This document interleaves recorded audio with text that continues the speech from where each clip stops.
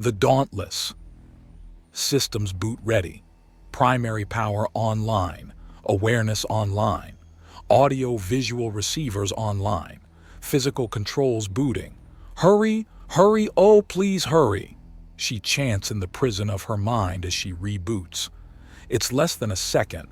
She had it timed on an internal clock. But it was a half-second too long at a full quarter-second. She could only see up at the ceiling and hear the soft breathing of someone nearby, but she couldn't do anything. Physical controls online. The moment she has the power to move, she does, snapping upright in a borderline panic. 0.21 seconds. Faster than normal. Still too long. Transformation systems online. Backup power online. Reproductive system cycle designated slave 2 online. Master-slave system cycled and redesignated. Master is now slave 1, slave 1 is now slave 2 is now master. System now designated slave 2 offline for automatic maintenance. She turns off the notifications running through the corner of her vision. Anything abnormal will overwrite the command and tell her there's a problem anyways. Pleasant sleep cycle? A voice near her asks, and Caddy Downshift turns to regard him. Engineer Thomas Dodge is a balding man, but not one to be underestimated. There was a sort of soft roundness to him that seemed to make him very approachable and friendly. The cycle is pleasant enough. It's just that there's waking up. It's not long, but there's a moment where I'm trapped again. I know it's stupid, but it's still scary. Secondary transformation system online. The warning flashes in front of her vision and then fades. Not to pressure you or anything, ma'am, but we'd like to know if your operation was successful.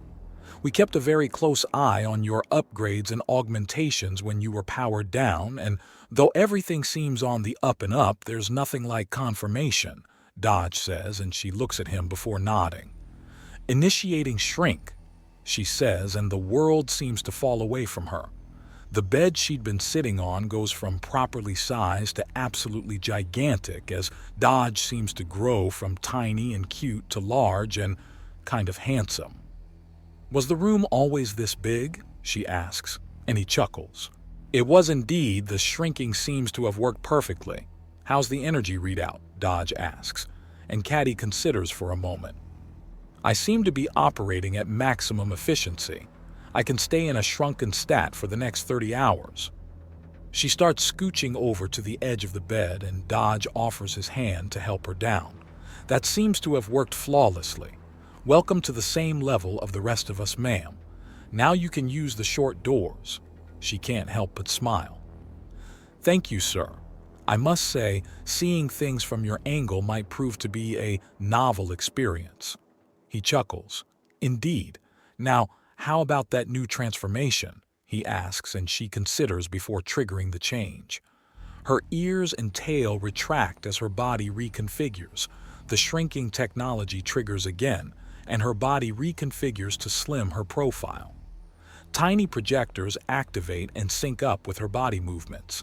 In moment, a pale, almost pinkish hue flows over her and... Okay, they're definitely working, ma'am, but first things first. You need some clothes, Dodge says as he wraps his jacket around her. So let's get on to that, shall we? Why so nervous? They're just projections. You're not seeing anything real. She teases as she reaches up to lift one of her now quite small breasts. Regardless, it's still inappropriate. Dodge rebukes her mildly. Could you please deactivate the hologram? What's the matter? Don't like being around naked ladies? Caddy asks, as she reaches up and plays with her fiber cable hair. It's now disguised as a soft blonde and even feels like normal hair. Or is it how young I look? I mean, sure, with the way my breasts and butt are, I look like a preteen, but from what I understand on a human woman, these are actually pretty big. That's not it at all. You know that's not it, so please stop. Dodge orders with a stern look, and she breaks out into a smile. Fine, she says before deactivating the hologram around her. Although I really don't see why you're so concerned. I have all the same parts and bits, they're just colored differently. I haven't taken my jacket back for a reason, Dodge remarks. In fact, I have a fairly basic outfit for you here if you're willing. Katie tilts her head as her ears fully extend once again, and she raises a digital eyebrow in amusement. You don't have a problem in my normal configuration. Why is the more human one such a problem? Or do all humans have a thing for preteens with pituitary problems? Within cruel space, your current dimensions are actually quite voluptuous. Geez, so a whole race of pedophiles? That's what I've gotten mixed up in? You know we're not, Dodge remarks. Yeah, but it's hard to get a rise out of you. It's like you're a professional or something, Caddy teases and then smiles when he chuckles slightly. There we go.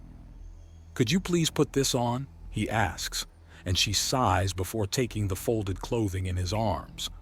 So did you guys record the whole process, seeing people inside me as I got upgraded? Am I still a virgin? She asks as she slips on the bright orange coveralls. They're far from flattering, but they're also cheap, so if anything goes wrong, it's no loss. Yes and no, Dodge remarks, and Caddy spins around to stare at him. Then her digital face takes on an annoyed look when she sees his grin. Got you back. Yes, you did. She concedes as she finishes zipping up. Woo, this feels kind of scratchy without underwear. Unfortunately, we didn't know exactly what dimensions you'd have exactly, so we highballed it. If you'll follow me to supply, we'll fit you with a functional wardrobe to get you started. Dodge says, and Caddy nods. It's kind of funny to be walking through these tiny doors now. I used to have to get on my hands and knees just to see into them. Caddy remarks before giggling. Here I go into the kingdom of the little people. Oh yes, the land of midgets and munchkins. Heh, Dodge remarks with his voice up in pitch. Well, be using the anti-gravity hallway in the middle of the ship. There's a magnetic rail along the walls going in either direction. Stick the metal plate on your outfit to the rail and hold out your arm to catch the ladder you want to use. Will I stick? Caddy asks, and Dodge pauses in thought. That's a fair question. Care to find out? We can go the long way if you want. Oh no, besides, I don't think I've ever played in zero gravity. The hallway isn't a playpen.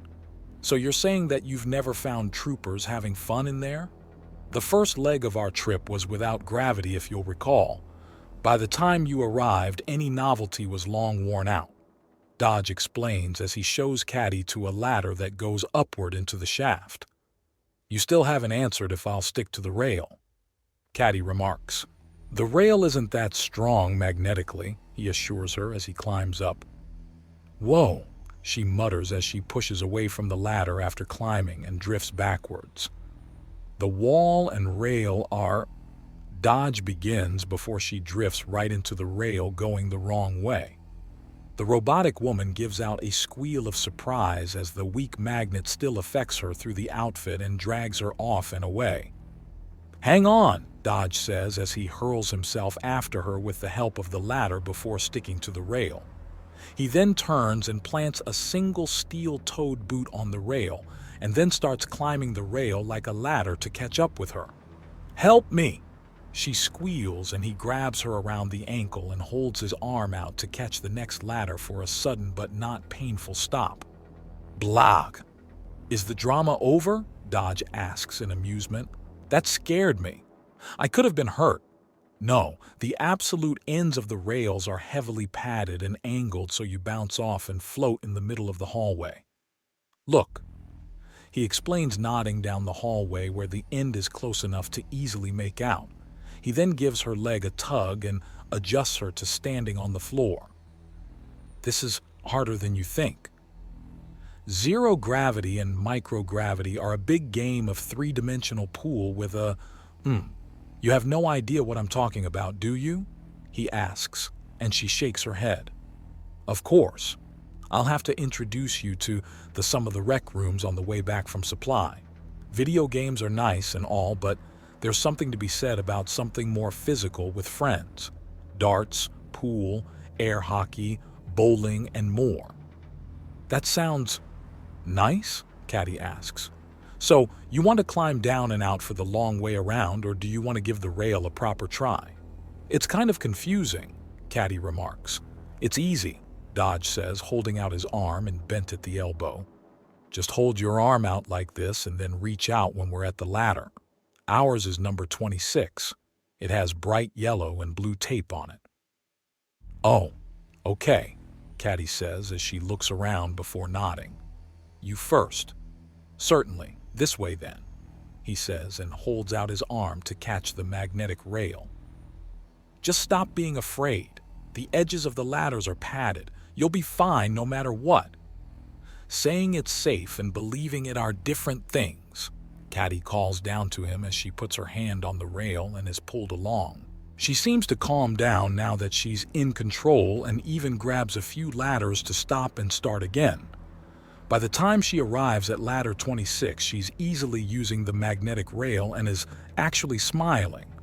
She kicks off the wall and starts turning in the air, and then her digital eyes widen comedically as the spin starts going sideways and she impacts the foam of the ladder with a slight clank. I see you're getting the hang of it, Dodge notes as she rights herself. Ha. So, where's Supply? She asks, and he nods upward.